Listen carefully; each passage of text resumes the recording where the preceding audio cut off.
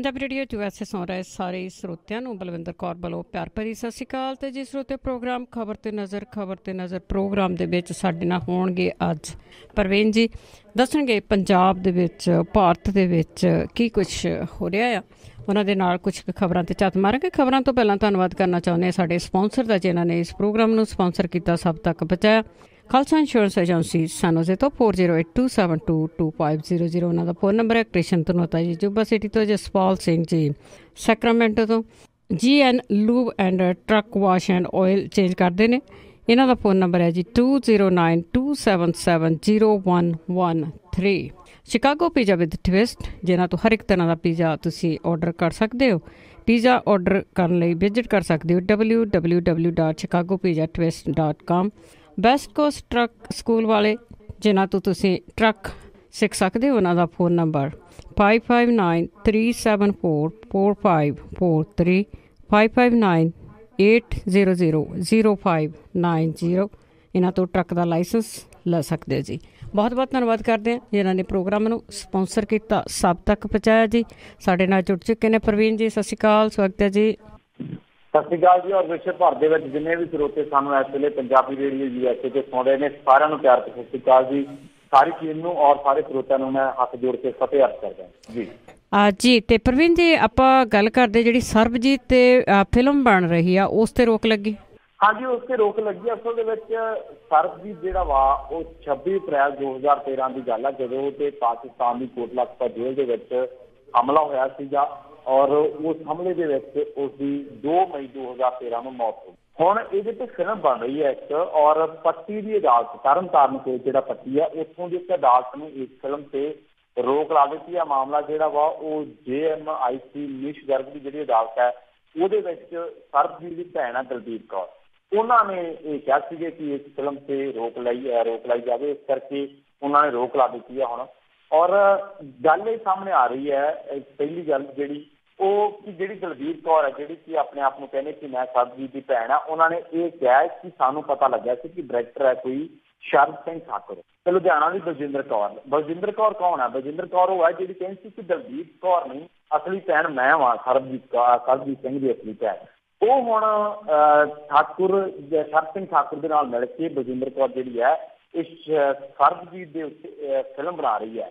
ਇਹਦਾ ਨਾਮ ਫਿਲਮ ਦਾ ਹੈਗਾ ਮਥੁਰਾ ਟੂ ਪਾਕਿਸਤਾਨ। ਜਿਹੜਾ ਪਰਿਵਾਰ ਆ ਦਲਜੀਤ ਸਿੰਘ ਜਿਹੜੀ ਨੇ, ਜਾਂ ਸੁਖਪ੍ਰੀਤ ਕੌਰ ਹੈ, ਜਾਂ ਸਪਨਦੀਪ ਕੌਰ, ਜਿਹੜੀਆਂ ਕਿ ਬੇਟੀਆਂ ਨੇ, ਕੁੜੀਆਂ ਨੇ ਸਰਬਜੀਤ ਸਿੰਘ ਦੀਆਂ, ਉਹਨਾਂ ਨੂੰ ਇਸ ਫਿਲਮ ਤੇ ਇਤਰਾਜ਼ ਹੈ। ਉਹ ਕਹਿੰਦੇ ਕਿ ਜਿਹੜੀ ਫਿਲਮ ਆ ਇਹਦੇ ਤੇ ਰੋਕ ਲੱਗਣੀ ਚਾਹੀਦੀ ਹੈ, ਫਿਲਮ ਗਲਤ ਹੈ। ਤੇ ਇਸ ਕਰਕੇ ਉਹਨਾਂ ਨੇ ਪੱਟੀ ਦੀ ਮਨੀਸ਼ ਗਰਗ ਦੀ ਅਦਾਲਤ ਦੇ ਵਿੱਚ ਪਹੁੰਚ ਕੀਤੀ ਸੀ। ਅਦਾਲਤ ਨੇ ਫਿਲਮ ਤੇ ਫਿਲਹਾਲ ਰੋਕ ਲਾ ਦਿੱਤੀ। ਹੁਣ ਉਹ ਕਹਿੰਦੇ ਕਿ ਜੀ ਇਹਦੇ ਤੇ ਜਿਹੜੇ ਤੱਥ ਆ ਉਹਨਾਂ ਨੂੰ ਤੋੜ ਮੋੜ ਕੇ ਪੇਸ਼ ਕੀਤਾ ਗਿਆ, ਜਿਵੇਂ ਕਿ ਆਪਾਂ ਨੂੰ ਨਾਂ ਤੋਂ ਥੋੜਾ ਜਿਹਾ ਪਤਾ ਲੱਗਦਾ ਕਿ ਮਥੁਰਾ ਟੂ ਪਾਕਿਸਤਾਨ।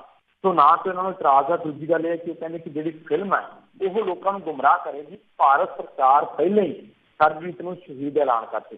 ਸੋ ਉਦੋਂ ਵੀ ਕੌਰ ਨੇ ਬਹੁਤ ਜ਼ੋਰ ਲਾਇਆ ਸੀ, ਅੱਡੀ ਟੁੱਟੀ ਦਾ ਜ਼ੋਰ ਲਾਇਆ ਸੀ ਕਿ ਜਿਹੜੀ ਦਲਜੀਤ ਕੌਰ ਹੈ ਇਹ ਸਰਬਜੀਤ ਦੀ ਅਸਲੀ ਭੈਣ ਨਹੀਂ। ਪਰ ਉਹ ਇਸ ਗੱਲ ਨੂੰ ਸਾਫ਼ ਕਰਨ ਦੇ ਵਿੱਚ ਕਿਤੇ ਨਾ ਕਿਤੇ ਕਾਮਯਾਬ ਜਿਹੜੇ ਆ ਉਹ ਨਾ ਹੋ ਸਕੇ। ਹੁਣ ਦਲਜੀਤ ਕੌਰ ਅਦਾਲਤ ਦੇ ਵਿੱਚ ਪਹੁੰਚ ਚੁੱਕੀ ਹੈ।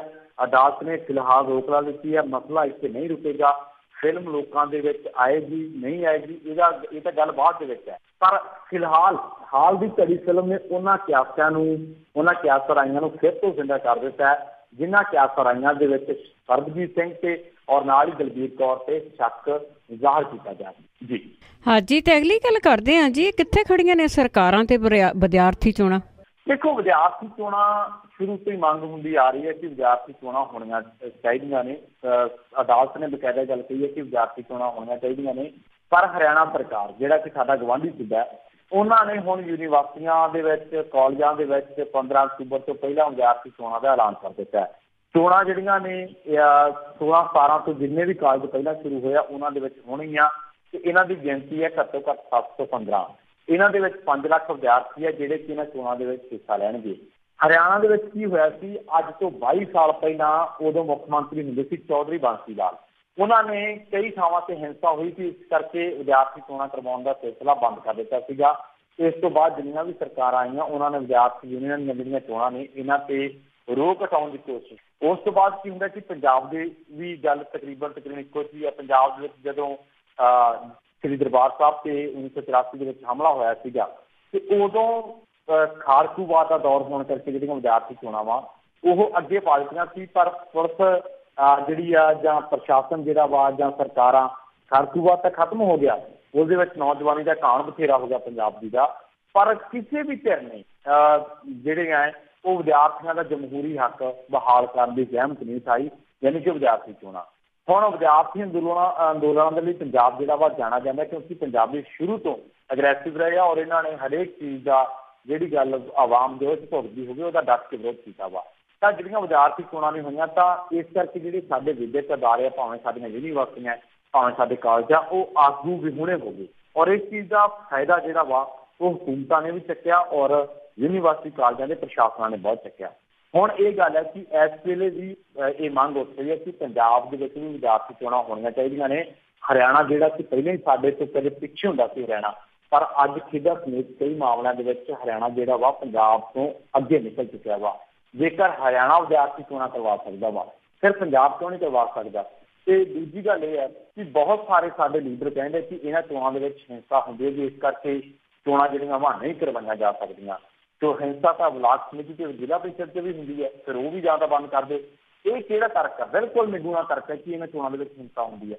ਹਿੰਸਾ ਹੁੰਦੀ ਹੈ ਤਾਂ ਕੀ ਜਿਹੜੇ ਹਿੰਸਾ ਕਰਨ ਵਾਲੇ ਲੋਕ ਹੈ ਉਹ ਪੁਲਿਸ ਪ੍ਰਸ਼ਾਸਨ ਤੇ ਸਰਕਾਰ ਤੋਂ ਵੀ ਤਕੜੇ ਆ? ਸੋ ਵਿਦਿਆਰਥੀ ਚੋਣਾਂ ਦਾ ਇੱਕ ਕੌੜਾ ਸੱਚ ਇਹ ਹੈ ਕਿ ਇਹਨਾਂ ਚੋਣਾਂ ਨੇ ਜਗਮੀਤ ਸਿੰਘ ਬਰਾੜ, ਪ੍ਰਤਾਪ ਸਿੰਘ ਬਾਜਵਾ, ਕੁਲਜੀਤ ਸਿੰਘ ਨਾਗਰਾ ਔਰ ਜਿਹੜਾ ਮੁੰਡਾ ਗੋਲਡੀ ਘੰਗੂੜਾ ਵਾ ਧੂਰੀ ਤੋਂ ਵਿਧਾਇਕ, ਇਹੋ ਜਿਹੇ ਬਹੁਤ ਸਾਰੇ ਆਗੂ ਪੈਦਾ ਕੀਤੇ ਆ। ਔਰ ਕਨਈਆ ਕੁਮਾਰ ਵਰਗੇ ਤੁਸੀਂ ਦੇਖ ਲਓ, ਜਿਹੜਾ ਇੱਕ ਨੌਜਵਾਨ ਹੈ, ਇੱਕ ਹੋਰ ਜਿਹੜੇ ਸ਼ਾਹਿਲਾ ਰਸ਼ੀਦ ਵਰਗੇ ਨੌਜਵਾਨ ਹੈ, ਕਿੰਨੇ ਨੌਜਵਾਨ ਨਿਕਲੇ ਜਿਹੜੇ ਵਿਦਿਆਰਥੀ ਮੂਵਮੈਂਟਾਂ ਦੇ ਵਿੱਚੋਂ ਨਿਕਲੇ ਔਰ ਉਹਨਾਂ ਨੇ ਹਕੂਮਤਾਂ ਨੂੰ ਤਕੜੀ ਟੱਕਰ ਦਿੱਤੀ ਹੈ। ਸੋ ਮੁੱਖ ਦੀ ਗੱਲ ਇਹ ਹੈ ਕਿ ਜੇਕਰ ਹਰਿਆਣਾ ਇਹ ਚੋਣਾਂ ਕਰਵਾ ਸਕਦਾ ਵਾ, ਇਹ ਪੰਜਾਬ ਸਰਕਾਰ ਨੂੰ ਵੀ ਇਹ ਚੋਣਾਂ ਕਰਵਾਉਣੀਆਂ ਚਾਹੀਦੀਆਂ ਨੇ, ਕਿਉਂਕਿ ਵਿਦਿਆਰਥੀ ਚੋਣਾਂ ਨੇ ਹਮੇਸ਼ਾ ਆਗੂ ਪੈਦਾ ਕੀਤੇ ਆ ਔਰ ਉਹਨਾਂ ਆਗੂਆਂ ਦੇ ਪੈਦਾ ਹੋਣ ਕਰਕੇ ਪਿਛਲੀ ਸਿਆਸਤ ਹੈ, ਜਿਵੇਂ ਕਿ ਸੁਖਦੇਵ ਸਿੰਘ ਢੀਂਡਸਾ, ਧਰਮਿੰਦਰ ਸਿੰਘ ਢੀਂਡਸਾ, ਰਣਜੀਤ ਸਿੰਘ ਬ੍ਰਹਮਪੁਰਾ ਦਾ ਪ੍ਰਧਾਨ ਇਸ ਵੇਲੇ ਸਿਆਸਤ ਦੇ ਵਿੱਚ ਹੈ, ਕੈਪਟਨ ਅਮਰਿੰਦਰ ਸਿੰਘ ਖੁਦ ਪੈਦਲ ਆ ਚੁੱਕੇ ਨੇ, ਇਸੇ ਤਰ੍ਹਾਂ ਪ੍ਰਤਾਪ ਸਿੰਘ ਬਾਜਵਾ ਦੇ ਗਾਂ ਦੀ ਗਾਂ ਤਿਆਰ ਨੇ, ਇਸੇ ਤਰ੍ਹਾਂ ਫਤਿਹਜੰਗ ਸਿੰਘ ਬਾਜਵਾ ਤਿਆਰ ਨੇ, ਉਹ ਬਥੇਰੇ ਆਗੂ ਨੇ, ਪ੍ਰਕਾਸ਼ ਸਿੰਘ ਬਾਦਲ ਦਾ ਪ੍ਰਧਾਨ ਸਿੰਘ ਬਾਦਲ ਹੈ। ਸੋ ਪਿਛਲੀ ਸਿਆਸਤ ਨੂੰ ਵਿਦਿਆਰਥੀ ਚੋਣਾਂ ਨੇ ਹਮੇਸ਼ਾ ਟਾਕਰਾ ਦਿੱਤਾ ਹੈ ਔਰ ਇਹ ਚੋਣਾਂ ਹੋਣੀਆਂ ਚਾਹੀਦੀਆਂ ਨੇ ਜੇਕਰ ਪਰਿਵਾਰਵਾਦ ਦੀ ਸਿਆਸਤ ਖਤਮ ਕਰਨੀ ਹੈ ਜਾਂ ਉਹਨੂੰ ਮੁਕਾਬਲਾ ਦੇਣਾ ਜੀ। ਅੱਜ ਹੀ ਤੇ ਅੱਗੇ ਗੱਲ ਕਰਦੀ ਆ, ਜਿਹੜੇ ਧਾਰਮਿਕ ਗੁਰੂ ਹੋਏ ਆ ਜਾਂ ਧਾਰਮਿਕ ਅਵਤਾਰ ਹੋਏ ਆ, ਉਹਨਾਂ ਦੇ ਉੱਤੇ ਹੁਣ ਸਵਾਲ ਇਸ ਜ਼ਮਾਨੇ 'ਚ ਬੜੇ ਉੱਠ ਰਹੇ ਆ। ਤੇ ਇੱਕ ਬੰਦੇ ਨੇ ਸ੍ਰੀ ਕ੍ਰਿਸ਼ਨ ਦਾ ਜਨਮ ਪ੍ਰਮਾਣ ਮੰਗਿਆ, ਤੇ ਪਰ ਹੁਣ ਸਰਕਾਰ ਆ ਜਿਹੜੀ ਉਹ ਜੱਕੋ ਤੱਕੋ 'ਚ। ਹਾਂ, ਜੱਕੋ ਤੱਕੀ ਤਾਂ ਹੋਣਾ ਹੀ ਹੈ ਜੀ। ਪਹਿਲੀ ਗੱਲ ਤਾਂ ਬਹੁਤ ਸਾਰੀਆਂ ਘਟਨਾਵਾਂ ਜਿਹੜੀਆਂ ਨੇ, ਮੈਂ ਹਰੇਕ ਧਰਮ ਦਾ ਹਰੇਕ ਤਰੀਕੇ ਦਾ ਸਤਿਕਾਰ ਕਰਦਾ, ਪਰ ਬਹੁਤ ਸਾਰੀਆਂ ਜਿਹੜੀਆਂ ਚੀਜ਼ਾਂ ਨੇ ਉਹ ਸਾਰੇ ਸਮਾਜ ਦੇ ਵਿੱਚ ਐਕਸੈਪਟੇਬਲ ਨਹੀਂ ਹੈਗੀਆਂ। ਕੁਛ ਫਿਰਕਿਆਂ ਦੇ ਵਿੱਚ ਹੋ ਸਕਦੀਆਂ, ਅੱਡ-ਅੱਡ ਧਰਮਾਂ ਦੇ ਵਿੱਚ ਹੋ ਸਕਦੀਆਂ, ਪਰ ਇਹ ਜਿਹੜਾ ਵੱਖਰੀ ਕਿਸਮ ਦਾ ਮਾਮਲਾ ਜੀ, ਇਹ ਛੱਤੀਸਗੜ੍ਹ ਦੇ ਵਿੱਚ ਬਿਲਾਸਪੁਰ ਇੱਕ ਥਾਂ ਵਾ, ਬਿਲਾਸਪੁਰ ਜਨਮਦ ਤੇ ਗੁਮਾ ਪਿੰਡ ਹੈ। ਉੱਥੋਂ ਦਾ ਇੱਕ ਬੰਦਾ ਵਾ ਜਨੇਂਦਰ ਕੁਮਾਰ, ਇਹਨੇ ਪ੍ਰਸ਼ਾਸਨ ਨੂੰ ਪੁੱਛਿਆ ਕਿ ਜਿਹੜੀ ਤੁਸੀਂ 3 ਸਤੰਬਰ ਨੂੰ ਦੇਸ਼ ਭਰ ਦੇ ਵਿੱਚ ਕ੍ਰਿਸ਼ਨ ਜਨਮਾਸ਼ਟਮੀ ਦੇ ਮੌਕੇ ਛੁੱਟੀ ਦਾ ਐਲਾਨ ਕੀਤਾ ਸੀਗਾ, ਭਗਵਾਨ ਕ੍ਰਿਸ਼ਨ ਜੀ ਦਾ ਜਨਮ ਦਿਨ ਮਨਾਇਆ ਸੀਗਾ, ਇਹਦੇ ਲਈ ਇਹ ਦੱਸਿਆ ਜਾਵੇ ਕਿ ਭਗਵਾਨ ਸ਼੍ਰੀ ਕ੍ਰਿਸ਼ਨ ਦਾ ਜਨਮ ਪ੍ਰਮਾਣ ਪੱਤਰ ਦੀ ਜਿਹੜੀ ਪ੍ਰਮਾਣ ਕਾਪੀ ਹੈ ਉਹ RTI ਦੇ ਜ਼ਰੀਏ ਮੈਨੂੰ ਉਪਲਬਧ ਕਰਾਓ ਤੁਸੀਂ ਵੀ ਵਾਕਈ 3 ਸਤੰਬਰ ਨੂੰ ਉਹਦਾ ਜਿਹੜਾ ਜਨਮ ਹੋਇਆ ਸੀਗਾ। ਤੇ ਦੂਜੀ ਗੱਲ ਇਹ ਹੈ ਕਿ ਉਹ ਕਹਿੰਦਾ ਕਿ ਤਾਂ ਮੈਂ ਮੰਗਿਆ ਵਾ ਵੀ ਸਿੱਧ ਹੋ ਸਕੇ ਕਿ ਉਹਨਾਂ ਦਾ ਜਿਹੜਾ ਜਨਮ ਆ ਉਸੇ ਦਿਨ ਹੋਇਆ ਸੀ। ਦੂਜਾ ਇਹ ਗੱਲ ਪੁੱਛੀ ਉਹਨਾਂ ਨੇ ਕਿ ਕੀ ਸੱਚਮੁੱਚ ਭਗਵਾਨ ਸੀਗੇ? ਜੇ ਉਹ ਸੀਗੇ ਤਾਂ ਇਹ ਵੀ ਸਾਫ਼ ਕਰੋ ਤੁਸੀਂ ਗੱਲ ਕਿ ਵਾਕਈ ਉਹ ਭਗਵਾਨ ਸੀਗੇ, ਤੇ ਇਹ ਗੱਲ ਜਿਹੜੀ ਆ ਮੈਨੂੰ RTI ਦੇ ਜ਼ਰੀਏ ਦੱਸੋ ਤੁਸੀਂ ਵੀ ਕਿਵੇਂ ਭਗਵਾਨ ਸੀਗੇ। ਤੇ ਨਾਲ ਇਹ ਵੀ ਪੁੱਛਿਆ ਉਹਨੇ ਕਿ ਜਿਹੜਾ ਕ੍ਰਿਸ਼ਨ ਦਾ ਪਿੰਡ, ਜਿਹੜਾ ਭਗਵਾਨ ਕ੍ਰਿਸ਼ਨ ਤੁਸੀਂ ਜਿਹਨੂੰ ਕਹਿੰਦੇ ਹੋ, ਉਹਦਾ ਪਿੰਡ ਕਿਹੜਾ ਸੀਗਾ ਤੇ ਕਿਹੜੀਆਂ ਉਹਨੇ ਲੀਲਾਵਾਂ ਕੀਤੀਆਂ ਸੀ, ਕਿਰਪਾ ਕੀਤੀ ਸੀ, ਜਾਂ ਜੋ ਵੀ ਮਤਲਬ ਜਿਹੜੀਆਂ ਉਹਨਾਂ ਦੇ ਬਾਰੇ ਕਹਾਣੀਆਂ ਪ੍ਰਚਲਿਤ ਆਮ ਸਮਾਜ ਦੇ ਵਿੱਚ। ਤਾਂ ਬੜਾ ਵਿਲੱਖਣ ਕਿਸਮ ਦਾ ਮਾਮਲਾ ਹੈ। ਤੁਹਾਨੂੰ ਯਾਦ ਹੋਣਾ ਇਸ ਤੋਂ ਪਹਿਲਾਂ ਵੀ ਇੱਕ ਵਾਰੀ ਇੱਕ ਮਾਮਲਾ ਸਾਹਮਣੇ ਆਇਆ ਸੀ, ਇੱਕ ਬੰਦੇ ਨੇ ਅਦਾਲਤ ਤੋਂ ਪੁੱਛ ਲਿਆ ਸੀ ਵੀ ਰਾਮ ਤੇ ਕ੍ਰਿਸ਼ਨ ਜਿਹੜੇ ਹੈ, ਰਾਮ ਤੇ ਲਕਸ਼ਮਣ ਜਿਹੜੇ ਹੈ ਉਹ ਸੀਤਾ ਨੂੰ ਛੱਡ ਕੇ ਕਿਉਂ ਗਏ ਸੀ? ਤਾਂ ਜੱਜ ਸਾਹਿਬ ਕਹਿੰਦੇ ਵੀ ਦੇਖੋ ਜਿਹੜੀਆਂ ਚੀਜ਼ਾਂ ਆਧਾਰ ਹੀ ਨਹੀਂ ਰੱਖਦੀਆਂ, ਜਿਹੜੀਆਂ ਹੁਣ ਹੈ ਨਹੀਂ, ਮੈਂ ਉਹਨਾਂ ਨੂੰ ਕਿਵੇਂ ਅਦਾਲਤ ਦੇ ਵਿੱਚ ਹਾਜ਼ਰ ਨਾਜ਼ਰ ਕਰਕੇ ਕਹਾਂ ਤੇ ਪੁੱਛਾਂ ਉਹਨਾਂ ਤੋਂ ਵੀ ਕਿਉਂ ਛੱਡ ਕੇ ਗਏ ਸੀ। ਸੋ ਵਿਲੱਖਣ ਕਿਸਮ ਦਾ ਮਾਮਲਾ। ਇੱਕ ਗੱਲ ਜ਼ਰੂਰ ਹੈ ਕਿ ਪ੍ਰਸ਼ਾਸਨ ਜਵਾਬ ਦੇਵੇ ਜਾਂ ਨਾ ਦੇਵੇ, ਇਹ ਗੱਲ ਬਾਅਦ ਦੀ ਹੈ, ਕਿਉਂਕਿ ਇਹ ਚੀਜ਼ਾਂ ਸਾਫ਼ ਕਰਨੀਆਂ ਬੜੀਆਂ ਔਖੀਆਂ ਨੇ। ਪਰ ਹਾਂ, ਕੱਲ੍ਹ ਨੂੰ ਕੋਈ ਬੰਦਾ ਉੱਠ ਕੇ ਸ਼ਿਕਾਇਤ ਕਰ ਦੇ ਤਾਂ 295A ਵਰਗਾ ਜਿਹੜਾ ਪਰਚਾ ਵਾ ਉਹ ਜ਼ਰੂਰ ਦਰਜ ਹੋ ਸਕਦਾ, ਉਹਦੇ ਅਸਾਰ ਜ਼ਰੂਰ ਜੀ। ਤੇ ਜੀ ਅਗਲੀ ਗੱਲ ਕਰਦੇ ਆ ਮੋਦੀ ਸਰਕਾਰ ਦੀ। ਉਸਨੇ ਆਪਣੇ ਸੰਸਥਾ ਦੀਆਂ ਤਨਖਾਹਾਂ ਤੇ ਸੁੱਖ ਸਹੂਲਤਾਂ ਦੇ ਉੱਤੇ 2000 ਕਰੋੜ ਉਡਾਏ। ਹਾਂਜੀ ਬਿਲਕੁਲ। ਪਿਛਲੇ 4 ਸਾਲਾਂ ਦੀ ਜੇਕਰ ਆਪਾਂ ਗੱਲ ਕਰੀਏ ਤਾਂ ਜਿਹੜੇ ਸਾਡੇ ਮੈਂਬਰ ਪਾਰਲੀਮੈਂਟ ਆ ਉਹਨਾਂ ਦੀਆਂ ਤਨਖਾਹਾਂ ਤੇ ਭੱਤਿਆਂ ਦੇ ਲਈ ਸਰਕਾਰੀ ਖਜ਼ਾਨੇ ਦੇ ਵਿੱਚੋਂ 1997 ਯਾਨੀ ਕਿ 2000 ਦੇ ਕਰੀਬ ਰਾਸ਼ੀ ਬਣਦੀ ਹੈ। ਇਹ 3 ਕਰੋੜ ਘੱਟ ਹੈ ਤਾਂ ਖਰਚ ਕੀਤੇ ਇਹਨਾਂ ਨੇ। ਇਸ ਗੱਲ ਦਾ ਖੁਲਾਸਾ ਇੱਕ ਚੰਦਰ ਸ਼ੇਖਰ ਗੌਰ ਨੇ ਉਹਨਾਂ ਨੇ RTI ਪਾਈ ਸੀਗੀ, ਉਹਦੇ ਜਵਾਬ ਦੇ ਵਿੱਚ ਦਿੱਤਾ। ਤੇ ਜਵਾਬ ਕਿਵੇਂ ਦਿੱਤਾ? ਲੋਕ ਸਭਾ ਦਾ ਜਿਹੜਾ ਸਕੱਤਰੇਟ ਆ ਉਹਨੇ RTI ਦੇ ਜਵਾਬ ਦਿੱਤਾ ਤੇ ਦੱਸਿਆ ਕਿ ਔਸਤਨ 71 ਲੱਖ ਰੁਪਈਆ ਇੱਕ ਲੋਕ ਸਭਾ ਮੈਂਬਰ ਤੇ ਰਾਜ ਸਭਾ ਮੈਂਬਰ ਤੇ 44 ਲੱਖ ਰੁਪਈਆ ਖਰਚ ਕੀਤਾ ਗਿਆ। ਤੇ ਇਸ ਵੇਲੇ ਲੋਕ ਸਭਾ ਦੇ ਵਿੱਚ 545 ਤੇ ਰਾਜ ਸਭਾ ਦੇ ਵਿੱਚ 245 ਮੈਂਬਰ ਹੈ। ਤਾਂ ਇੱਕ ਜਿਹੜਾ ਲੋਕ ਸਭਾ ਦਾ ਮੈਂਬਰ ਆ ਉਹ ਕੁੱਲ ਜੇ ਉਹਦੇ ਭੱਤੇ ਗਿਣਨੇ ਜਾਵੇ ਤਾਂ ਪਿਛਲੇ 4 ਸਾਲਾਂ ਦੇ ਵਿੱਚ ਜਿਹੜੇ ਲੋਕ ਸਭਾ ਦੇ ਮੈਂਬਰ ਆ ਉਹਨਾਂ ਨੂੰ 1554 ਕਰੋੜ ਰੁਪਇਆ ਦਿੱਤਾ ਸਰਕਾਰ ਨੇ। ਤੇ ਹਰੇਕ ਸੰਸਦ ਨੂੰ ਇਸ ਤਰ੍ਹਾਂ 70 ਲੱਖ ਰੁਪਏ ਵੱਧ ਰੁਪਇਆ ਦਿੱਤਾ। ਇਸੇ ਤਰ੍ਹਾਂ ਜੇਕਰ ਰਾਜ ਸਭਾ ਦੀ ਗੱਲ ਕਰੀਏ ਤਾਂ ਸਾਰਿਆਂ ਨੂੰ ਜਿੰਨੇ ਵੀ ਰਾਜ ਸਭਾ ਦੇ ਮੈਂਬਰ ਆ 2014 ਤੋਂ ਲੈ ਕੇ ਹੁਣ ਤੱਕ ਦੇ ਇਹਨਾਂ ਨੂੰ 443 ਕਰੋੜ ਤੋਂ ਵੱਧ ਦਿੱਤਾ। ਤੇ ਇਸ ਕਰਕੇ ਜੇ ਆਪਾਂ ਇਹਨੂੰ ਵੀ ਡਿਵਾਈਡ ਕਰ ਲਈਏ ਇਹ ਬਣਦਾ 44,33,682 ਰੁਪਏ। ਤਾਂ ਇਹ ਜਿਹੜੇ RTI ਪਾਈ ਹੈ ਇਹ ਨੇ ਗੈਰ ਸਰਕਾਰੀ ਸੰਗਠਨ ਹੈ ਐਸੋਸੀਏਸ਼ਨ ਫॉर ਡੈਮੋਕ੍ਰੈਟਿਕ ਰਿਫਾਰਮਸ, ਉਹਨਾਂ ਦੇ ਸੰਸਥਾਪਕ ਨੇ ਜਗਦੀਪ ਸਰਕਾਰ। ਤੇ ਇਹ ਕਹਿੰਦੇ ਕਿ ਇਹ ਜਿਹੜੀ ਸਰਕਾਰੀ ਖਜ਼ਾਨੇ ਤੇ ਲੋਕ ਬੋਝ ਬਣੇ ਬੈਠੇ ਉਹਦੀ ਸਮੀਖਿਆ ਕੀਤੀ ਜਾਣੀ ਚਾਹੀਦੀ ਹੈ। ਦੇਖੋ ਇੱਕ ਨਾਲ ਲੱਗਦੀ ਮੈਂ ਤੁਹਾਨੂੰ ਹੋਰ ਗੱਲ ਦੱਸਣੀ ਚਾਹੁੰਦਾ ਵਾਂ ਕਿ ਪੰਜਾਬ ਸਿਰਫ ਇੱਕੋ ਇੱਕ ਇਹੋ ਜਿਹਾ ਸੂਬਾ ਵਾ ਜਿਹੜਾ ਸਾਡੇ MLA ਜਿਹੜੇ ਆ ਉਹਨਾਂ ਤੇ ਉਹਨਾਂ ਦਾ ਇਨਕਮ ਟੈਕਸ ਨਹੀਂ ਭਰਦਾ। ਯਾਨੀ ਕਿ ਇਨਕਮ ਉਹਨਾਂ ਦੀ ਟੈਕਸ ਸਾਡੇ ਵਰਗੇ ਲੋਕਾਂ ਦਾ ਟੈਕਸ ਪੇਅਰਸ ਦਾ ਪੈਸਾ ਉਹਨਾਂ ਦੇ ਟੈਕਸ ਭਰਨ ਦੇ ਲਈ ਵਰਤਿਆ ਜਾਂਦਾ। ਸਾਡੀਆਂ ਸਰਕਾਰਾਂ ਇਹਦੇ ਵਿੱਚ ਕੋਈ ਡਾਊਟ ਨਹੀਂ ਕਿ ਸਾਡੀਆਂ ਸਰਕਾਰਾਂ ਮੈਂਬਰ ਪਾਰਲੀਮੈਂਟਾਂ ਤੇ ਲੋਕ ਸਭਾ ਦੇ ਮੈਂਬਰਾਂ ਤੇ ਰਾਜ ਸਭਾ ਦੇ ਮੈਂਬਰਾਂ ਤੇ ਲੱਖਾਂ ਕਰੋੜਾਂ ਰੁਪਏ ਖਰਚ ਕਰਦੀਆਂ। 2000 ਕਰੋੜ ਦੀ ਆਪਾਂ ਮਿਸਾਲ ਦੇ, ਪਰ ਕਿਤੇ ਇੰਨੀ ਸ਼ਿੱਦਤ ਦੇ ਨਾਲ ਸਰਕਾਰ ਨੇ ਕਿ ਸਮਾਜਿਕ ਕਲਿਆਣ ਦੀ ਜਿਹੜੀ ਮੁਹਿੰਮ ਤੇ ਚਲਾਈ ਹੈ, ਮਸਲਨ ਪੈਨਸ਼ਨ ਸੇਵਾ, ਬੀਮਾ ਸੇਵਾ, ਇਲਾਜ ਦੀ ਸੇਵਾ ਕੋਈ ਨਹੀਂ ਚਲਾਈ, ਕਦੇ ਵੀ ਨਹੀਂ ਚਲਾਈ। ਜੇ ਕੋਈ ਚਲਾਈ ਹੋਈ ਤਾਂ ਉਹ 'ਚ ਭ੍ਰਿਸ਼ਟਾਚਾਰ ਪਹਿਲਾਂ ਹੁੰਦਾ। ਲੋਕਾਂ ਦਾ ਕੰਮ ਪੱਟ ਕੇ 15-15 ਹਜ਼ਾਰ ਰੁਪਏ ਇਹਨਾਂ ਲੋਕਾਂ ਨੂੰ ਬਿਜਲੀ ਟੈਲੀਫੋਨ ਦੇ ਬਿੱਲ ਦਾ ਮਿਲਦਾ ਵਾ। ਤੇ ਟੈਲੀਫੋਨ ਦਾ ਬਿੱਲ ਅੱਜ ਆਲਮ ਇਹ ਹੈ ਕਿ ਤੁਸੀਂ ਦਾ ਰਿਚਾਰਜ ਕਰਾ ਲਓ, ਡੇਲੀ ਤੁਹਾਨੂੰ 5 GB ਡਾਟਾ ਮਿਲੂ ਤੇ ਕਾਲਿੰਗ ਅਨਲਿਮਟਿਡ ਹੈ। 500 ਰੁਪਇਆ ਤੇ ਕਿੱਥੇ 15,000 ਰੁਪਇਆ। ਇਹਨਾਂ ਨੂੰ ਇੰਨੇ ਪੈਸੇ ਮਿਲਦੇ ਆ, ਦਫ਼ਤਰਾਂ ਦਾ ਖਰਚਾ, PA ਦਾ ਖਰਚਾ, ਸਿਕਿਉਰਿਟੀ ਅਲੱਗ ਮਿਲਦੀ ਹੈ। ਸੋ ਜੇਕਰ ਇਹ ਜਿਹੜੀਆਂ ਜੋਕਾਂ ਵਾ ਇਹ ਇਸ ਤਰ੍ਹਾਂ ਲੋਕਾਂ ਦਾ ਕੰਮ ਪੜਦੀਆਂ ਰਹੀਆਂ ਤਾਂ ਮਾਫ਼ ਕਰਨਾ ਉਹ ਦਿਨ ਦੂਰ ਨਹੀਂ ਜਿੱਦੇ ਭਾਰਤ ਦੇ ਲੋਕਾਂ ਦੇ, ਪੰਜਾਬ ਦੇ ਲੋਕਾਂ ਦੇ ਕੰਮ ਤੇ ਚਮੜੀ ਨੂੰ ਲਗਾਉਣੀ ਚ ਲੋੜ ਹੈ ਅੱਜ ਨੁਮਾਇੰਦਿਆਂ ਦੇ ਖਰਚੇ ਨੂੰ ਕੰਟਰੋਲ ਕਰਨ ਦੀ। ਪਰ ਇੰਨੇ ਬੇਸ਼ਰਮ ਲੋਕ ਹੈ ਇਹ ਆਏ ਸਾਲ ਕਹਿੰਦੇ ਕਿ ਸਾਡੀਆਂ ਤਨਖਾਹਾਂ ਵਧਾਓ, ਜਦਕਿ ਦੂਜੇ ਪਾਸੇ ਜਦੋਂ ਸਾਡੇ ਵਰਗੇ ਗਰੀਬ ਮਾਪਿਆਂ ਦੇ ਪੁੱਤ ਜਦੋਂ ਸਰਕਾਰੀ ਨੌਕਰੀ ਲੱਗ ਜਾਏ ਤੇ ਉਹਨਾਂ ਨੂੰ ਕਹਿੰਦੇ ਕਿ ਬੇਸਿਕ ਪੇ ਤੇ ਕੰਮ ਕਰੋ, 10,000 ਰੁਪਏ। ਸੋ ਆਹ ਹੱਦ ਪਾਰ ਕਰ ਚੁੱਕੇ ਲੋਕ ਜੀ। ਤੇ ਅੱਗੇ ਜਿਹੜਾ ਰਾਫੇਲ ਦਾ ਸੌਦਾ ਹੋਇਆ ਉਹਦਾ ਕਾਫੀ ਰੌਲਾ ਗੌਲਾ ਆ, ਉਸ ਦੇ ਵਿੱਚ ਇੱਕ ਫੌਜ ਦੇ ਮੁਖੀ ਦਾ ਦਾਅਵਾ।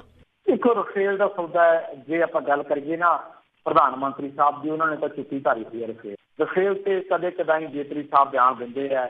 ਜੇਤਲੀ ਸਾਹਿਬ ਦਾ ਕੀ ਬਿਆਨ ਹੁੰਦਾ ਕਿ ਇਹਦੀ ਕੋਈ ਘਟਾਲਾ ਨਹੀਂ ਹੋਇਆ, ਸਰਕਾਰ ਨੇ ਉਹ ਕੀਤਾ ਫਲਾਂ ਕੀਤਾ। ਇੱਕ ਬੀਬੀ ਨਿਰਮਲਾ ਸੀਤਾਰਮਨ ਹੈ, ਉਹ ਪਹਿਲੀ ਗੱਲ ਤਾਂ ਜਦੋਂ ਉਹ ਪ੍ਰੈਸ ਦੇ ਵਾਰਤਾ ਕਰਦੀ ਹੈ ਜਾਂ ਲੋਕਾਂ ਦੇ ਰੂਬਰੂ ਹੁੰਦੇ ਤਾਂ ਵੈਸੇ ਹੀ ਉਹਨਾਂ ਦਾ ਮੂੰਹ ਸੈੱਟ ਨਹੀਂ ਹੁੰਦਾ। ਤਾਂ ਉਹਨਾਂ ਨੂੰ ਬੇਨਤੀ ਹੈ ਕਿ ਥੋੜ੍ਹਾ ਜਿਹਾ ਨਾ ਅੱਖਾਂ ਨਾਲ ਦਿਖਾਇਆ ਕਰੋ, ਆਪਦੀ ਜਿਹੜੀ ਚਿਹਰੇ ਦੇ ਹਾਵ ਭਾਵ ਆ ਉਹਨਾਂ ਨੂੰ ਸਹੀ ਰੱਖਿਆ ਕਰਨ, ਕਿਉਂਕਿ ਲੋਕਾਂ ਦੀ ਬੇਇੱਜ਼ਤੀ, ਲੋਕਾਂ ਦੇ ਚੁਣੇ ਹੋਏ ਨੁਮਾਇੰਦੇ ਹੈ, ਲੋਕਾਂ ਦੇ ਚੁਣੇ ਨੁਮਾਇੰਦੇ ਜੇਕਰ ਇਸ ਤਰ੍ਹਾਂ ਲੋਕਾਂ ਦੇ ਵਿੱਚ ਪੇਸ਼ ਹੋਣਗੇ ਤਾਂ ਲੋਕਾਂ ਦੀ ਬੇਇੱਜ਼ਤੀ ਹੈ, ਲੋਕਤੰਤਰ ਦੀ ਬੇਇੱਜ਼ਤੀ ਹੈ। ਤਾਂ ਉਹ ਵੀ ਕਹਿੰਦੇ ਕਿ ਸਰਕਾਰ ਨੇ ਕੁਛ ਗਲਤ ਨਹੀਂ ਕੀਤਾ, ਜਦਕਿ ਜਿਹੜੀ ਅਪੋਜੀਸ਼ਨ ਹੈ ਇਹ ਕਦੇ ਕਹਿ ਦਿੰਦੀ ਹੈ ਜੀ 57,000 ਕਰੋੜ ਰੁਪਏ ਦਾ ਘਟਾਲਾ ਹੋ ਗਿਆ, ਕਦੇ ਕਹਿ ਦਿੰਦੇ ਜੀ 1,42,000 ਕਰੋੜ ਦਾ ਘਟਾਲਾ ਹੋ ਗਿਆ। ਫਿਗਰ ਇਹ ਵੀ ਨਹੀਂ ਹਜੇ ਤੱਕ ਸਹੀ ਦੇ ਸਕੇ। ਪਰ ਇੱਕ ਗੱਲ ਜ਼ਰੂਰ ਹੈ ਕਿ ਰਫੇਲ ਸੌਦਾ ਵਾ ਜਿਹੜਾ ਉਹ ਸ਼ੱਕੀ ਹੈ, ਕਿਉਂਕਿ 126 ਜਹਾਜ਼ਾਂ ਦੇ ਜਿਹੜੀ ਡੀਲ ਸੀਗੀ ਛੱਤੀਆਂ ਤੇ ਆ ਗਈ। ਫਿਰ ਜਿਹੜਾ ਅੰਬਾਨੀ ਦੀ ਜਿਹੜੀ ਕੰਪਨੀ ਨੂੰ ਇੱਕ ਨਾਟਕੀ ਢੰਗ ਦੇ ਨਾਲ ਹਿੰਦੁਸਤਾਨ ਐਰੋਨੌਟਿਕਸ ਲਿਮਟਿਡ ਨੂੰ ਬਾਹਰ ਕੀਤਾ ਗਿਆ, ਉਹਨਾਂ ਨੂੰ ਇਹ ਕੀਤਾ ਗਿਆ। ਆਲਰੇਡੀ ਜਿਹੜੇ ਫਰਾਂਸ ਹੋਲਾਂਦ ਨੇ ਜਿਹੜੇ ਉਹ ਸਾਬਕਾ ਰਾਸ਼ਟਰਪਤੀ ਫਰਾਂਸ ਦੇ, ਉਹਨਾਂ ਨੇ ਵੀ ਕਿਹਾ ਕਿ ਸਾਡੇ ਕੋਲ ਹੋਰ ਕੋਈ ਆਪਸ਼ਨ ਹੀ ਹੈ ਅੰਬਾਨੀ ਦੀ ਕੰਪਨੀ ਲੈਣ ਤੋਂ ਬਿਨਾਂ। ਪਰ ਸਰਕਾਰ ਜਿਹੜੀ ਹੈ ਇਹਨਾਂ ਚੀਜ਼ਾਂ ਦਾ ਜਵਾਬ ਦੇਣ ਦੀ ਬਜਾਏ ਉਹ ਦੂਜਿਆਂ ਨੇ ਕੋਸ ਰਹੀ ਹੈ ਕਿ ਤੁਹਾਡੇ ਵਾਲੀ ਵੀ ਘਟਾਲੇ ਹੋਏ ਸੀ, ਤੁਸੀਂ ਫਲਾਂ ਦਾ ਘਟਾਲਾ ਕੀਤਾ, ਤੁਸੀਂ ਫਲਾਂ ਘਟਾਲਾ ਕੀਤਾ। ਪਰ ਸਰਕਾਰ ਇਹ ਨਹੀਂ ਜਵਾਬ ਦਿੰਦੀ ਕਿ ਇਹਦੇ 'ਚ ਕੀ ਘਟਾਲਾ, ਕਿੱਥੇ ਲੋਕਾਂ ਨੂੰ ਜਿਹੜਾ ਸ਼ੱਕ ਹੈ, ਕਿੱਥੇ ਵਿਰੋਧੀ ਤੇ ਐਲੀਗੇਸ਼ਨ ਆਉਂਦੀ ਹੈ। ਇਸ ਚੀਜ਼ ਦਾ ਹਜੇ ਤੱਕ ਸਰਕਾਰ ਨੇ ਜਵਾਬ ਨਹੀਂ ਦਿੱਤਾ। ਪਰ ਹੁਣ ਸਰਕਾਰ ਜਿਹੜੀ ਹੈ ਜਿਵੇਂ ਸਿਆਸਤ ਕਰਦੀ ਹੁੰਦੀ ਹੈ ਹੁਣ BS ਧਨੋਆ ਸਾਹਿਬ ਨੂੰ ਅੱਗੇ ਕਰਤਾ। ਧਨੋਆ ਸਾਹਿਬ ਕਹਿੰਦੇ ਕਿ ਜਿਹੜਾ ਰਫੇਲ ਲੜਾਕੂ ਜਹਾਜ਼ ਨੇ ਇਹ ਗੇਮ ਚੇਂਜਰ ਸਾਬਤ ਹੋਣਗੇ। ਇਹਨਾਂ ਦੀ ਗਿਣਤੀ 126 ਤੋਂ 36 ਕਿਤੇ ਜਾਣ ਨਾਲ ਸਾਨੂੰ ਕੋਈ ਫਰਕ ਨਹੀਂ ਪੈਂਦਾ। ਹਵਾਈ ਫੌਜ ਨਾਲ ਜਿਹੜੀ ਉਚਿਤ ਪੱਧਰ ਤੇ ਵਿਚਾਰ ਕੀਤੀ ਗਈ ਸਾਡੇ ਨਾਲ, ਮਤਲਬ ਕਿ ਟੋਟਲੀ ਇਹਨਾਂ ਦਾ ਜਿਹੜਾ ਬਿਆਨ ਹੈ ਉਹ ਸਰਕਾਰ ਨੂੰ ਡਿਫੈਂਡ ਕਰ ਰਿਹਾ ਵਾ। ਔਰ ਲੱਗਦਾ ਹੈ ਕਿ ਸਰਕਾਰ ਨੇ ਇਹਨਾਂ ਨੂੰ ਮੂਹਰੇ ਕਰਤਾ ਕਿ ਧਨੋਆ ਸਾਹਿਬ ਹੁਣ ਤੁਸੀਂ ਸਾਨੂੰ ਡਿਫੈਂਡ ਕਰੋ। ਮਸਲਾ ਇਹ ਨਹੀਂ ਗਾ ਕਿ 126 ਤੋਂ 36 ਜਹਾਜ਼ ਸੀ, ਮਸਲਾ ਇਹ ਨਹੀਂ ਗਾ ਕਿ ਗੇਮ ਚੇਂਜਰ ਸਾਬਤ ਹੋਣਗੇ, ਮਸਲਾ ਇਹ ਨਹੀਂ ਗਾ ਕਿ ਉਹਨਾਂ ਨੂੰ ਪੈਸੇ ਕਿੰਨੇ ਦਿੱਤੇ ਹੈ। ਮਸਲਾ ਇਹ ਹੈ, ਸਵਾਲ ਮੋਦੀ ਸਾਹਿਬ, ਜੇਤਲੀ ਸਾਹਿਬ, ਨਿਰਮਲਾ ਸੀਤਾਰਮਨ ਜੀ ਇਹਨਾਂ ਸਵਾਲਾਂ ਦੇ ਜਵਾਬ ਦੇਣ ਕਿ ਜਿਹੜੀ ਹਿੰਦੁਸਤਾਨ ਐਰੋਡੈਂਸਿਸ ਲਿਮਟਿਡ ਆ ਉਹਨੂੰ ਕਿਉਂ ਬਾਹਰ ਕੀਤਾ ਗਿਆ। ਜਿਹੜੀ ਅੰਬਾਨੀ ਦੀ ਕੰਪਨੀ ਹੈ ਜਿਹਨੂੰ ਕਿ ਕੋਈ ਤਜਰਬਾ ਹੀ ਹੈ ਨਹੀਂ ਗਾ ਇਸ ਖਿੱਤੇ ਦੇ ਵਿੱਚ, ਉਹਨੂੰ 40,000 ਕਰੋੜ ਦਾ ਬੈਨੀਫਿਟ ਦੇਣ ਦੇ ਐਲੀਗੇਸ਼ਨ ਕਿਉਂ ਲੱਗਦੇ ਆ। ਔਰ ਤੀਜੀ ਗੱਲ ਹੈ ਕਿ ਜਿਹੜਾ ਤਕਨੀਕ ਦਾ ਆਦਾਨ ਪ੍ਰਦਾਨ ਹੋਣਾ ਸੀ ਉਹ ਕਿਉਂ ਨਹੀਂ ਹੋ। ਜਵਾਬ ਇਹਨਾਂ ਸਵਾਲਾਂ ਦੇ ਚਾਹੀਦੇ ਆ, ਨਾ ਕਿ ਜਿਹੜਾ ਧਨੋਆ ਸਾਹਿਬ ਕਹਿ ਰਹੇ ਆ। ਇਹਨਾਂ ਜਿਹੜੀ ਡਿਫੈਂਡਿੰਗ ਲਗਾਤਾਰ ਸਰਕਾਰ ਦੀ ਚੱਲੀ ਆ ਰਹੀ ਹੈ ਇਹ ਨਹੀਂ ਚਾਹੀਦੀ ਲੋਕਾਂ ਨੂੰ। ਜੀ ਜੀ ਤੇ ਅੱਗੇ ਆਪਾਂ ਅਗਲੇ ਸਵਾਲ ਪੰਜਾਬ ਵੱਲ ਚੱਲਦੇ ਹਾਂ। ਜਿਸ ਤਰ੍ਹਾਂ ਸਾਰਿਆਂ ਨੂੰ ਪਤਾ ਹੈ ਕਿ ਅਵਤਾਰ ਸਿੰਘ ਮੱਕੜ ਕਾਫੀ ਬਿਆਨਬਾਜ਼ੀ ਕੀਤੀ ਸੀਗੀ ਉਸਨੇ, ਤੇ ਹੁਣ ਮਜੀਠੀਆ ਤੇ ਸੁਖਬੀਰ ਬਾਦਲ ਪਹੁੰਚੇ। ਹਾਂਜੀ, ਅਕਾਲੀ ਦਲ ਕਰ ਰਿਹਾ ਪਟਿਆਲੇ ਰੈਲੀ। ਉਸ ਤੋਂ ਪਹਿਲਾਂ ਅਕਾਲੀ ਦਲ ਦੇ ਵਿੱਚ ਜਿਹੜੀਆਂ ਬਾਗੀ ਸੁਰਾਂ ਨੇ ਉਹਨਾਂ ਨੇ ਅਕਾਲੀ ਦਲ ਦੇ ਲੀਡਰ ਨੂੰ ਪਰੇਸ਼ਾਨ ਕੀਤਾ ਹੋਇਆ। ਹਾਲਾਂਕਿ ਸੁਖਬੀਰ ਸਿੰਘ ਬਾਦਲ ਹਾਲੇ ਵੀ ਇਹ ਗੱਲ ਨੂੰ ਨਹੀਂ ਐਕਸੈਪਟ ਕਰ ਰਹੇ ਕਿ ਕੁਝ ਗਲਤ ਹੋਇਆ ਹੈ ਜਾਂ ਅਕਾਲੀ ਦਲ ਦੇ ਵਿੱਚ ਫੁੱਟ ਹੈ। ਸੇਵਾ ਸਿੰਘ ਸੇਖਵਾਂ, ਰਤਨ ਸਿੰਘ ਅਜਨਾਲਾ, ਰਣਜੀਤ ਸਿੰਘ ਬ੍ਰਹਮਪੁਰਾ, ਅਵਤਾਰ ਸਿੰਘ ਮੱਕੜ, ਜਸਦਾਰ ਤੋਤਾ ਸਿੰਘ, ਸੁਖਦੇਵ ਸਿੰਘ ਢੀਂਡਸਾ, ਘੁਬਾਇਆ ਵੀ। ਹੁਣ ਤਾਂ ਘੁਬਾਏ ਨੇ ਵੀ ਬਿਆਨ ਦਿੱਤਾ ਕਿ ਮੇਰੀ ਬੁੱਕਰ ਜਿਹੜੀ ਆ ਉਹ ਸਰਪੰਚ ਜਿੰਨੀ ਵੀ ਹੈ ਨਹੀਂ ਪਾਰਟੀ ਦੇ, ਤੇ ਉਹ ਕਹਿੰਦਾ ਕਿ ਆਉਣ ਵਾਲੀ ਚੋਣ ਮੈਂ ਲੜੂੰਗਾ ਪਰ ਸੁਖਬੀਰ ਸਿੰਘ ਬਾਦਲ ਦੇ ਕਹੇ ਤੇ ਨਹੀਂ, ਮੈਂ ਆਜ਼ਾਦ ਲੜੂੰਗਾ। ਉਹ ਵੀ ਅੱਜ ਬਾਕੀ ਹੋ ਜਾਵੇ। 8-9 ਬੰਦੇ ਜਿਹੜੇ ਆ ਤਕਰੀਬਨ ਖੁੱਲ੍ਹ ਕੇ ਸਾਹਮਣੇ ਆ ਚੁੱਕੇ ਆ। ਔਰ ਉਹਨਾਂ ਨੇ CEO ਸਾਹਿਬ ਯਾਨੀ ਕਿ ਸੁਖਬੀਰ ਸਿੰਘ ਬਾਦਲ ਸਾਹਿਬ ਦੀ ਕੰਮਕਾਜ ਤੇ ਨਾਰਾਜ਼ਗੀ ਪ੍ਰਗਟਾਈ ਆ। ਔਰ ਜੋ ਪਿਛਲਾ ਘਟਨਾਕ੍ਰਮ ਪੰਜਾਬ ਦੇ ਵਿੱਚ ਹੋਇਆ, ਭਾਵੇਂ ਡੇਰਾ ਸਿਰਸਾ ਦੀ ਮਾਫੀ ਹੋਵੇ, ਭਾਵੇਂ ਬਹਿਬਲ ਕਲਾਂ ਗੋਲੀਕਾਂਡ ਹੋਵੇ, ਤਾਂ ਇਹਨਾਂ ਨੇ ਸਾਰਿਆਂ ਨੇ ਇਸ ਚੀਜ਼ ਨੂੰ ਇਹਨਾਂ ਦੇ ਖਿਲਾਫ ਭੁਗਤੇ। ਇਹਨਾਂ ਚੀਜ਼ਾਂ ਨੂੰ ਡਿਫੈਂਡ ਕਰਨ ਦੀ ਬਜਾਏ ਇਹਨਾਂ ਚੀਜ਼ਾਂ ਤੇ ਆਪਦੇ ਇਤਰਾਜ਼ ਜਤਾਏ ਆ ਇਹਨਾਂ ਲੋਕਾਂ ਨੇ। ਹੁਣ ਕੀ ਹੋਇਆ ਕਿ ਜਿਹੜੇ ਮਜੀਠੀਆ ਸਾਹਿਬ ਨੇ ਜਾਂ ਸੁਖਬੀਰ ਸਿੰਘ ਬਾਦਲ ਸਾਹਿਬ ਨੇ, ਤਾਂ ਉਹ ਜਿਹੜੇ ਹੈ ਅਵਤਾਰ ਸਿੰਘ ਮੱਕੜ ਨੂੰ ਮਿਲੇ ਆ, ਸਾਬਕਾ SGPC ਪ੍ਰਧਾਨ ਨੂੰ, ਔਰ 20 ਮਿੰਟ ਗੱਲ ਚੱਲੀ ਹੈ।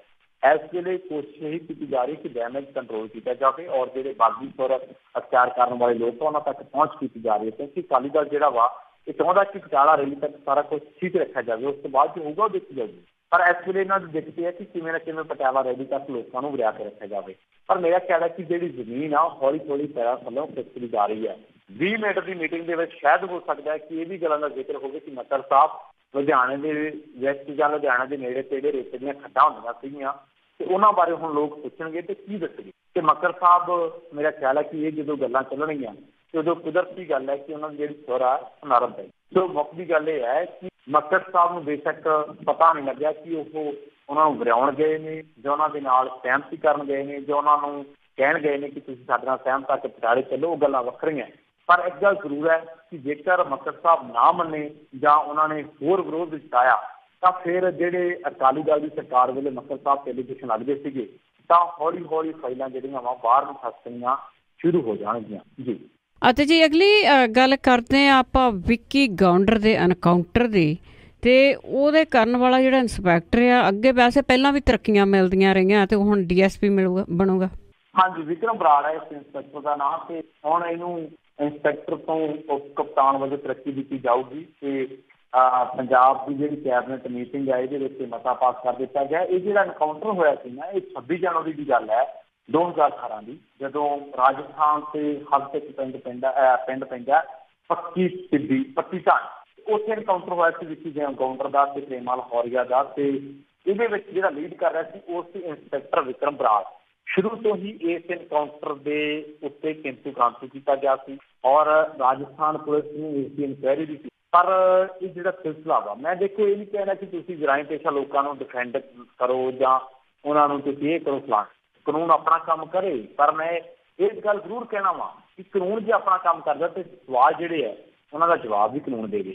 ਕਿਉਂਕਿ ਪੰਜਾਬ ਪੁਲਿਸ ਦਾ ਇੱਕ ਇਤਿਹਾਸ ਰਿਹਾ ਕਿ ਇੱਥੇ ਅੱਜ ਨਹੀਂ, 80 ਦੇ ਦਹਾਕੇ ਤੋਂ 70 ਦੇ ਦਹਾਕੇ ਤੋਂ ਸ਼ੁਰੂ ਹੋਇਆ, 80 ਦੇ ਦਹਾਕੇ ਤੋਂ ਸ਼ੁਰੂ ਹੋਇਆ ਤੇ ਕੰਮ ਕਿ ਜਿੰਨੇ ਐਨਕਾਊਂਟਰ ਉਹਨੀਆਂ ਵੱਧ ਸੀ। ਸੋ ਠੀਕ ਹੈ, ਤੁਸੀਂ ਕਹਿੰਦੇ ਹੋ ਕਿ ਅਸੀਂ ਜਰਾਇਮ ਪੇਸ਼ਾ ਲੋਕਾਂ ਨੂੰ ਬਰਦਾਸ਼ਤ ਨਹੀਂ ਕਰਾਂਗੇ, ਤਾਂ ਤੁਸੀਂ ਜਰਾਇਮ ਪੇਸ਼ਾ ਲੋਕਾਂ ਦੇ ਐਨਕਾਊਂਟਰ ਹੀ ਕਰੋਗੇ। ਜੀ ਜਾਂ ਤੁਸੀਂ ਤੁਹਾਡਾ ਹੱਲ ਹੀ ਇਨਕਾਊਂਟਰ ਹੈ। ਸੋ ਠੀਕ ਹੈ, ਤਰੱਕੀ ਮੈਂ ਇਹ ਨਹੀਂ ਕਹਿੰਦਾ ਕਿ ਸਰਕਾਰ ਕਿਉਂ ਦਿੰਦੀ ਹੈ, ਪਰ ਸਰਕਾਰ ਇਸ ਗੱਲ ਦਾ ਜਵਾਬ ਜ਼ਰੂਰ ਦੇਵੇ ਕਿ ਜਿਹੜੇ ਇਸ ਇਨਕਾਊਂਟਰ ਤੇ ਕਿੰਤੂ ਪ੍ਰਾਂਤੀ ਹੁੰਦੇ ਸੀ ਕਿ ਸਾਰਿਆਂ ਦਾ ਜਵਾਬ ਦਿੱਤਾ ਗਿਆ, ਕਿ ਜਿਹੜੀਆਂ ਸ਼ੱਕਦਾਰ ਕੀਤੇ ਗਏ ਸੀ ਪੁਲਿਸ ਦੀ ਕਾਰਵਾਈ ਤੇ ਕਿ ਉਹਨਾਂ ਦਾ ਜਵਾਬ ਦੇ ਦਿੱਤਾ ਗਿਆ। ਤਾਂ ਜੇਕਰ ਨਹੀਂ ਦਿੱਤਾ ਗਿਆ ਤਾਂ ਫਿਰ ਜਿਵੇਂ ਬਿਲਕੁਲ ਤੁਸੀਂ ਸ਼ੁਰੂਆਤ ਦੇ ਵਿੱਚ ਸਵਾਲ ਕਰਨ ਵੇਲੇ ਗੱਲ ਕਹੀ ਸੀ ਕਿ ਇਨਕਾਊਂਟਰ ਹਰ ਇੱਕ ਸ਼ੱਕੀ ਹੈ ਔਰ ਇਨਕਾਊਂਟਰਾਂ ਕਰਕੇ ਫੀਤੀਆਂ ਲੱਗਦੀਆਂ, ਤਾਂ ਬਿਲਕੁਲ ਇਹ ਗੱਲ ਉਸੇ ਤਰ੍ਹਾਂ ਹੀ ਗਿਣੀ ਜਾਊਗੀ ਕਿ ਜਿੰਨੇ ਇਨਕਾਊਂਟਰ ਉਨੀਆਂ ਵੱਧ ਸੀ। ਸੋ ਸਰਕਾਰ ਜਵਾਬ ਦੇਵੇ ਔਰ ਜਿੰਨੇ ਸ਼ੱਕ ਸੁਭਾ ਸੀਗੇ ਲੋਕਾਂ ਦੇ ਇਸ ਇਨਕਾਊਂਟਰ ਨੂੰ ਲੈ ਕੇ ਉਹ ਦੂਰ ਕੀਤੇ ਜਾਣ। ਜੀ ਅਤੇ ਜੀ ਜਾਂਦੇ ਜਾਂਦੇ ਉਹ ਇੱਕ ਔਰਤ ਨੂੰ ਜੀਪ ਤੇ ਚੜਾ ਕੇ ਉਸ ਨੂੰ ਬੜਾ ਜਲੀਲ ਕੀਤਾ ਗਿਆ ਸੀਗਾ, ਉਹਨਾਂ ਪੁਲਿਸ ਮੁਲਾਜ਼ਮਾਂ ਤੇ ਕੇਸ ਦਰਜ। ਹਾਂਜੀ, ਇਸ ਘਟਨਾ ਵੀਡੀਓ ਕਾਫੀ ਵਾਇਰਲ ਹੋਈ ਸੀਗੀ ਔਰ ਉਸ ਤੋਂ ਬਾਅਦ ਜਿਹੜੇ ਇਸ ਔਰਤ ਦੇ ਮਾਪੇ ਆ ਜਾਂ ਇਹਦੇ ਜਿਹੜੇ ਵਾਰਸ ਆ ਉਹਨਾਂ ਨੇ ਪੁਲਿਸ ਥਾਣੇ ਦਾ ਘਿਰਾਓ ਕੀਤਾ ਕਿ ਉਹਨਾਂ ਤੇ ਉਲਟਾ ਕੇਸ ਦਰਜ ਹੋ ਗਿਆ ਸੀ, ਪਰ ਉਹ ਕੇਸ ਵਾਪਸ ਹੋ ਗਿਆ ਸੀਗਾ। ਉਸ ਤੋਂ ਬਾਅਦ ਹੁਣ ਜਿਹੜਾ 12 ਮੁਲਾਜ਼ਮਾਂ ਦੇ ਵਿਰੁੱਧ ਕੁੱਟਮਾਰ ਦੇ ਜਿਹੜੇ ਜੁਰਮ ਵੱਖ-ਵੱਖ ਧਾਰਾਵਾਂ ਇਹਦੇ ਤਹਿਤ ਮਾਮਲਾ ਦਰਜ ਕੀਤਾ ਗਿਆ। ਔਰ ਦੇਖੋ, ਇਕੱਲਾ ਮਾਮਲਾ ਦਰਜ ਹੋਣ ਨਾਲ ਕੀ ਹੋ ਜੂਗਾ, ਉਹਦੀ ਜਾਂਚ ਹੋ ਜੂਗੀ, ਲੋਕਾਂ ਨੂੰ ਪਤਾ ਨਹੀਂ ਲੱਗਾ 20 ਦਿਨਾਂ ਬਾਅਦ ਕੀ ਹੋਇਆ ਸੀਗਾ। ਪਰ ਇਸ ਚੀਜ਼ ਦੇ ਨਾਲ ਜਿਹੜੀ ਉਹ ਔਰਤ ਨਾਲ ਹੋਇਆ ਉਹ ਵਾਪਸ ਤਾਂ ਨਹੀਂ ਨਾ ਹੋ ਸਕਦਾ, ਉਹਨੂੰ ਇਨਸਾਫ ਤਾਂ ਨਹੀਂ ਨਾ ਮਿਲ ਸਕਦਾ। ਬਹੁਤ ਸਾਰੀਆਂ ਪੁਲਿਸ ਦੀਆਂ ਇਹੋ ਜਿਹੀਆਂ ਘਟਨਾਵਾਂ, ਇਹੋ ਜਿਹੀਆਂ ਕਰਤੂਤਾਂ ਵਾ ਜਿਹਨਾਂ ਦੇ ਉੱਤੇ ਇਹ ਜਾਂਚ ਦਾ ਨਾਮ ਦੇ ਕੇ ਜਾਂ ਜਿਨ੍ਹਾਂ ਨੂੰ ਇਹ ਕਹਿ ਕਿ ਹਾਂ ਕਾਰਵਾਈ ਹੋਊਗੀ, ਉਹਨਾਂ ਨੂੰ ਠੰਡੇ ਬਸਤੇ ਦੇ ਵਿੱਚ ਪਾ ਦਿੱਤਾ ਗਿਆ। ਮਸਲਾ ਇਹ ਨਹੀਂ ਹੈ ਕਿ ਉਹਨਾਂ ਤੇ ਪਰਚਾ ਦਰਜ ਹੋਵੇ, ਮਸਲਾ ਇਹ ਹੈ ਕਿ ਕੀ ਜਿਹੜਾ ਪਰਚਾ ਦਰਜ ਹੋਇਆ ਉਹਦੀ ਬਕਾਇਦਾ ਜਾਂਚ ਹੋਊਗੀ, ਉਹਨਾਂ ਤੇ ਵਿਭਾਗੀ ਕਾਰਵਾਈ ਹੋਊਗੀ। ਸਵਾਲ ਇਹ ਹੈ ਔਰ ਨਾਲ ਸਵਾਲ ਇਹ ਕਿ ਪੁਲਿਸ ਦੇ ਵਿੱਚ ਰਿਫਾਰਮ ਦੀ ਗੱਲ ਕਿਉਂ ਨਹੀਂ ਹੁੰਦੀ। ਕਦੇ ਪੁਲਿਸ ਜਾਂਦੀ ਹੈ, ਕਦੇ ਕਿਸੇ ਦੇ ਘਰੇ ਚੰਡੀਗੜ੍ਹ ਦੀ ਘਟਨਾ ਸੀਗੀ, ਪੁਲਿਸ ਮੁਲਾਜ਼ਮਾਂ ਤੇ ਐਲੀਗੇਸ਼ਨ ਲੱਗੇ ਕਿ ਪੁਲਿਸ ਨੇ ਔਰਤ ਦੇ ਗਲ ਦੇ ਵਿੱਚ ਕਿਸੇ ਦੀਆਂ ਪੁੜੀਆਂ ਪਾਈਆਂ। ਉਹਦਾ ਸ਼ੁਕਰ ਕਰੋ ਉਹਦੇ ਘਰੇ CCTV ਲੱਗਿਆ ਹੋਇਆ ਸੀ। ਇੱਕ ਪੁਲਿਸ ਨੇ ਬੰਦਾ ਚੱਕ ਲਿਆ, ਮੁੰਡਾ ਸ਼ਾਇਦ ਜਲੰਧਰ ਦੀ ਘਟਨਾ ਵਾ, ਉਹ ਮੁੰਡੇ ਦੇ ਉੱਤੇ ਕੇਸ ਪਾਤਾ ਨਸ਼ੇ ਦਾ ਝੂਠਾ, ਪਰ ਉਹ ਪਤਾ ਲੱਗਿਆ ਕਿ ਉਦੋਂ ਜਿਹੜੇ ਵੇਲੇ ਦਾ ਪਰਚਾ ਦਰਜ ਕੀਤਾ ਗਿਆ ਉਸ ਵੇਲੇ ਆਪਣੀ ਮਾਂ ਦੇ ਨਾਲ ਮੋਟਰਸਾਈਕਲ ਤੇ ਸੀਗਾ ਤੇ ਤੇਲ ਪਵਾਈ ਜਾਂਦਾ ਸੀ। ਪੈਟਰੋਲ ਪੰਪ ਦੇ CCTV ਦੇ ਵਿੱਚ ਉਹਦੀ ਫੋਟੋ ਬਕਾਇਦਾ। ਅੰਮ੍ਰਿਤਸਰ ਦੇ ਵਿੱਚ ਪੁਲਿਸ ਗਈ ਇੱਕ ਘਰੇ ਤੇ ਉਹ ਨੌਜਵਾਨ ਪੁਲਿਸ ਨੂੰ ਕਈ ਦਿਨਾਂ ਤੋਂ ਪੁਲਿਸ ਤੰਗ ਕਰ ਰਹੀ ਸੀ, ਤੇ ਜਦੋਂ ਉਹਨੂੰ ਪਤਾ ਲੱਗਿਆ ਕਿ ਇੱਕ ਵਾਰੀ ਫੇਰ ਪੁਲਿਸ ਆ ਗਈ ਤਾਂ ਉਹਨੇ ਜ਼ਹਿਰ ਖਾ ਲਿਆ, ਮੁੰਡਾ ਮਰ ਗਿਆ। ਸੋ ਅਨੇਕਾਂ ਘਟਨਾਵਾਂ ਨੇ ਜਿਹਦੇ ਵਿੱਚ ਪੁਲਿਸ ਦੇ ਕੰਮਕਾਜ ਤੇ ਹਮੇਸ਼ਾ ਸਵਾਲੀਆ ਚਿੰਨ੍ਹ, ਹਮੇਸ਼ਾ ਕਿੰਤੂ ਹੁੰਦਾ ਰਿਹਾ ਕਿ ਆਹ ਕੰਮ ਗਲਤ ਨਹੀਂ ਸੀ ਹੋਣਾ ਚਾਹੀਦਾ, ਇਸ ਤਰ੍ਹਾਂ ਨਹੀਂ ਸੀ ਹੋਣਾ ਚਾਹੀਦਾ। ਸੋ ਅੱਜ ਲੋੜ ਨਹੀਂ ਪਰਚੇ ਦਰਜ ਕਰਨ ਦੀ, ਪਰਚੇ ਦਰਜ ਕਰਕੇ ਵਿਭਾਗੀ ਕਾਰਵਾਈ ਕਰਨ ਦੀ ਲੋੜ ਹੈ ਔਰ ਨਾਲ ਪੁਲਿਸ ਦੇ ਕੰਮਕਾਜ ਦੇ ਵਿੱਚ ਰਿਫਾਰਮ ਕਰਨ ਦੀ ਲੋੜ ਹੈ, ਕਿਉਂਕਿ ਜ਼ਮਾਨਾ ਉਹ ਨਹੀਂ ਰਹਿ ਗਿਆ ਜਦੋਂ ਲੋਕ ਪੁਲਿਸ ਦੀ ਕੁੱਟ ਖਾ ਕੇ ਚੁੱਪ ਕਰਕੇ ਘਰੇ ਬਹਿ ਜਾਂਦੇ ਸੀ। ਜ਼ਮਾਨਾ ਅੱਜ ਮਨੁੱਖੀ ਅਧਿਕਾਰਾਂ ਦਾ ਆ ਗਿਆ, ਜ਼ਮਾਨਾ ਅੱਜ ਸੋਸ਼ਲ ਮੀਡੀਆ ਦਾ ਆ ਗਿਆ, ਲੋਕਾਂ ਦੇ ਵਿੱਚ ਅਵੇਅਰਨੈਸ ਹੈ, ਲੋਕਾਂ ਨੂੰ ਪਤਾ ਕਿ ਸਾਡੀ ਰਾਈਟਸ ਕੀ। ਸੋ ਅੱਜ ਪੁਲਿਸ ਦੇ ਰਿਫਾਰਮ ਦੇ ਵਿੱਚ ਜਿਹੜੀ ਹੈ ਪੁਲਿਸ ਦੇ ਕੰਮਕਾਜ ਦੇ ਵਿੱਚ ਰਿਫਾਰਮ ਦੀ ਗੱਲ ਚੱਲਣੀ ਚਾਹੀਦੀ ਹੈ। ਪਰਚੇ, ਜਾਂਚਾਂ, ਇਹ ਸਾਰਾ ਕੁਛ ਚੱਲਦਾ ਰਹਿਣਾ ਵਾ ਔਰ ਮੈਨੂੰ ਲੱਗਦਾ ਕਿ ਅਸੀਂ ਉਸ ਦਿਨ ਕਹਾਂਗੇ ਕਿ ਇਨਸਾਫ ਮਿਲੇਗਾ ਜਿਸ ਦਿਨ ਇਸ ਔਰਤ ਨੇ ਕਿਹਾ ਕਿ ਹਾਂ ਮੈਨੂੰ ਇਨਸਾਫ ਮਿਲ ਗਿਆ। ਉਹਨਾਂ ਚਿਰ ਜੋ ਮਰਜ਼ੀ ਪੁਲਿਸ ਕਰੀ ਜਾਵੇ, ਪਰਚੇ ਦਰਜ ਹੋਈ ਜਾਣ, ਜਿੰਨਾ ਚਿਰ ਪੀੜਤ ਬੰਦਾ ਖੁਦ ਹੀ ਨਹੀਂ ਕਹਿੰਦਾ ਕਿ ਹਾਂ ਅੱਜ ਮੈਂ ਸੈਟੀਸਫਾਈ ਮੈਨੂੰ ਇਨਸਾਫ ਮਿਲ ਗਿਆ, ਉਹਨਾਂ ਚਿਰ ਵਿਭਾਗੀ ਕਾਰਵਾਈਆਂ ਜਿਹੜੀਆਂ ਨੇ ਉਹ ਠੀਕ ਹੈ, ਇੱਕ ਖਬਰਾਂ ਤੱਕ ਤਾਂ ਸੀਮਿਤ ਰਹਿਣਗੀਆਂ, ਪਰ ਅਸੀਂ ਇਹ ਨਹੀਂ ਕਹਿ ਸਕਦੇ ਕਿ ਵਾਕਈ ਪੀੜਤ ਬੰਦੇ ਨੂੰ ਇਨਸਾਫ ਮਿਲ ਗਿਆ। ਜੀ ਜੀ ਪ੍ਰਵੀਨ ਜੀ, ਇਨਸਾਫ ਤਾਂ ਉਦੋਂ ਮਿਲਦਾ ਹੈ, ਕਈ ਵਾਰੀ ਬੰਦਾ ਤੁਰਨ ਜੋਗਾ ਹੀ ਨਹੀਂ ਰਹਿੰਦਾ ਜਾਂ ਉੱਪਰ ਹੀ ਚਲਿਆ ਜਾਂਦਾ। ਇਹ ਸਰਕਾਰਾਂ ਇਸ ਤਰ੍ਹਾਂ ਦੀਆਂ। ਬਹੁਤ ਬਹੁਤ ਧੰਨਵਾਦ ਜੀ। ਜੀ ਧੰਨਵਾਦ ਜੀ ਤੁਹਾਡਾ ਸਾਰਿਆਂ ਦਾ ਔਰ ਸਾਰੇ ਸਰੋਤਿਆਂ ਦਾ ਪੂਰੀ ਟੀਮ। ਜੀ ਸਤਿ ਸ਼੍ਰੀ ਅਕਾਲ ਜੀ। ਅਤੇ ਸਰੋਤੇ ਸਨ ਸਾਡੇ ਨਾਲ ਜੁੜੇ ਪ੍ਰਵੀਨ ਜੀ ਤੇ ਇਹ ਸਨ ਅੱਜ ਦੀਆਂ ਖਬਰਾਂ। ਹੁਣ ਇਸੇ ਦੇ ਨਾਲ ਸਾਡਾ ਅੱਜ ਦਾ ਬੁਲਟਨ ਇੱਥੇ ਸਮਾਪਤ ਹੈ। ਹੁਣ ਬਲਵਿੰਦਰ ਕੌਰ ਵੱਲੋਂ ਵੀ ਆਪ ਸਭ ਨੂੰ ਹੀ ਪਿਆਰ ਭਰੀ ਸਤਿ ਸ਼੍ਰੀ ਅਕਾਲ।